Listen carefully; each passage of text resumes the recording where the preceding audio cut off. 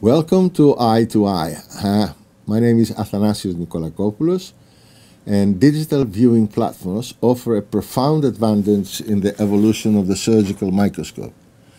Today I'm talking with Dr. Christopher Riemann about some of the implications of this technology for the retina surgeon. Can you tell us what are the basic advantages of digital microscopy over the conventional analog systems? Athanasios, thank you for the opportunity to talk about this subject with you. As you know, it is near and dear to my heart and has been for a long time. You know, the advantages are many, many, many, many, many. And it's sometimes hard to figure out, for me at least, what order to put them in. I think the first advantage, as somebody who's got gray hair, is ergonomics. Digital surgery will save your back, right? It will save your back and it will save your neck. You sit with a straight up and down posture as opposed to craning your neck forward to reach the microscope oculars. I am convinced that that screen-based digital surgery will add 10 years to my surgical career. And then secondly, probably the second most important aspect of 3D surgery is that you just see better, right? You cannot fix what you cannot see. And what do I mean by you see things better? You see things better because you, with appropriate magnification and screen distance geometry setup, we have hyperstereo, so we have hyper 3D, we have better depth perception. We have a better 2D resolution at high magnification.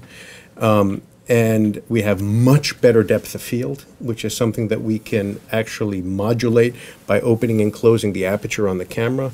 So there's no surgery that I know how to do that I, A, don't feel comfortable doing off the screen, and B, more importantly, prefer to do off the screen. I prefer to do everything off the screen.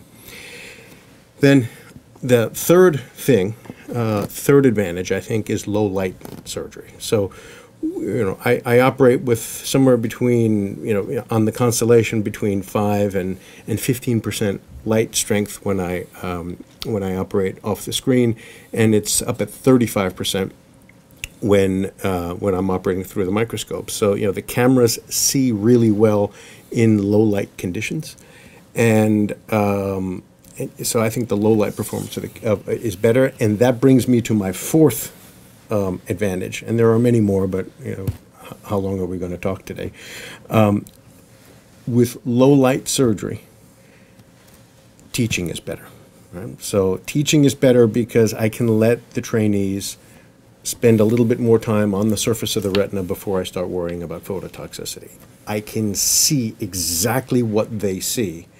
Oftentimes when we operate with trainees with a microscope, even though there can be excellent stereo viewing, when you have a stereo assistant microscope, you have two different optical channels and they're physically different. So your trainee might have lost one ocular by not being centered, but the assistant doesn't notice it, the person looking through the assistant scope, because they still have both oculars. So by being able to see exactly what the trainee sees, it makes for better training, less stress for the surgeon, less stress for the trainee. It's better to make for everyone. things a little bit more simple, because you're getting a little bit confused on technicalities. The thing is that, for what I kept, is that you can teach a lot of people together in the same time. That too? Okay. You don't have to focus on only one that is looking through the binoculars. So you get multiple people teaching, or you can show that to everybody, and you don't lose any screen. So they can see exactly what the surgeon is doing. and they become happy in the theater because all the people are participating in the operation. With the old system, everybody else was revolving around you without being happy for having a dark room without doing anything. Now they see and they participate like in a football. They say, don't do that, don't do that, don't touch this, don't that. They participate. Yeah. And the second thing for me is the magnification. That the magnification without losing a resolution is a dream that we couldn't have ever with a microscope. As soon as you make a huge magnification, you lose the details. Here you can have a huge magnification, you have beautiful details. When it's going down to the 27 gauge and everything, it's much more helpful. This is what I get from all this. You've been my teacher on this subject. We've taught each other, my friend. Yeah. and I would like to know exactly how difficult it is to learn and how to use the new technology, because also you're a teacher on Thessaloniki Retina Summer School. You come every year to teach people how to do 3D, and it's incredible the courses we're doing here in EURETINA. It's the 5th course we're doing on training 3D surgeons, and it's going forward. It doesn't come backwards or doesn't stay the same. Never. Every year it's the same, evolving. Yep. So you are on top of these things happening since it was for London. That was 2014, 2013, 2014, yeah. London EURETINA, when we started doing the 3D transfer, knowledge transfer. I prefer to say knowledge transfer to the new systems. Yeah. How difficult it is. So so transitioning from ocular-based surgery to screen-based surgery is not hard at all. The worst case scenario is old guys like us with gray hair that didn't grow up in front of a screen. For us, it takes somewhere between 2 and maybe 5 cases to sit down and figure out the movement and figure out that you really need to fill the screen with the image. We're used to operating in a small circle that moves around in the microscope oculars. You can do that with screen-based surgery, but your results will be much better if you use that beautiful magnification that you so marvelously described to take the image, fill the screen. I tell the fellows, fill the screen with the circle. Use the pixels. Fill the screen is something you have to remember, because we see videos of 3D in our video course that they are in the center looming, because they used to not to make a huge magnification from a microscope. They don't transfer. Fill. This is a very good lesson. Fill the video, the screen with the video. Fill the screen with the circle. Everything we do is a circle. The pupil is a circle. If we're doing cataract fill the view surgery. with a circle. You know, the direct contact lens. This is a punchline. Yeah. Fill the screen with the circle. It's easy, and you can remember it. And I think, what about the ergonomic benefits that you started saying to the surgeon? You say as the first step. I think that not craning forward to reach the oculars will save our C-spines. And if you think about, so I do a lot of teaching. We have a busy fellowship. We have 4 fellows, and we teach residents as well. And I think that that when you're sitting at the side scope and your trainee is operating, if the ergonomics at the main scope are terrible, which they are, the ergonomics at the side scope are even worse. I don't know of anyone who's actually comfortable sitting at the side scope. There's always some sort of weird twist to your body or weird twist to your neck that you have to implement in order to see through the side scope. So I think that teaching is 1,000 times better from an ergonomic standpoint, because sitting at the side scope is eliminated. And then I think just your C-spine and your L-spine. You sit upright. You find the backrest of your chair, and you sit comfortably. And even longer cases, endoscopic cases, complex cases, though even those. Your clinical experience is beautiful, but do we have any data, strong data, to suggest that the new systems improve safety and clinical outcomes? That's underway. Those studies are planned. So is there data that shows, clear-cut data that shows that you can see better and do better with screen-based surgery than with ocular-based surgery?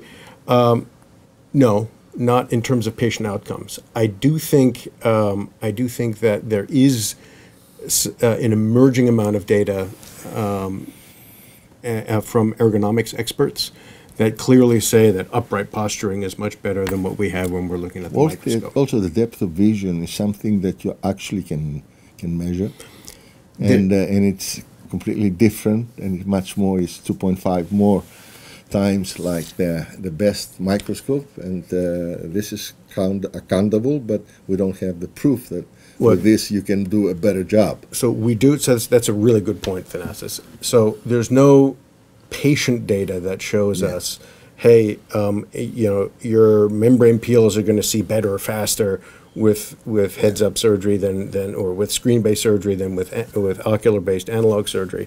But there is plenty of data out there, both theoretical as well as measured, that show low light performance is better, that show depth perception is better, that show depth of field is better. And I see people that they're starting surgery, like Professor Ferrara in Italy. He started doing it as an experimental thing for 1 or 2 times, and now all the clinic is doing the same. When you don't go back, that means there's something to it. When you try it and you don't go back because you say it's not so good for me, then everybody, when you taste it, you want to have it. And when you have it, you want to use it. And this is a good thing for us, not for the patient. I cannot talk about the patient, but I talk about the surgeons that I know, surgeons that are using it for the first time, and I know surgeons that are using it multiple times, and I thought that they're happy about it, and they don't like to leave it. So I strongly agree with that, and I'll give you another example. So because you have to talk also about the things that they can be applied with this, like OCT and things on the screen. And so let's talk about OCT for a moment, right? So OCT, you and I trained before there was OCT, and I wrote a paper in 1999 describing posterohyaloidal traction and intraoperative, the OCT, the clinic-based OCT findings of posterohyaloidal traction in diabetics.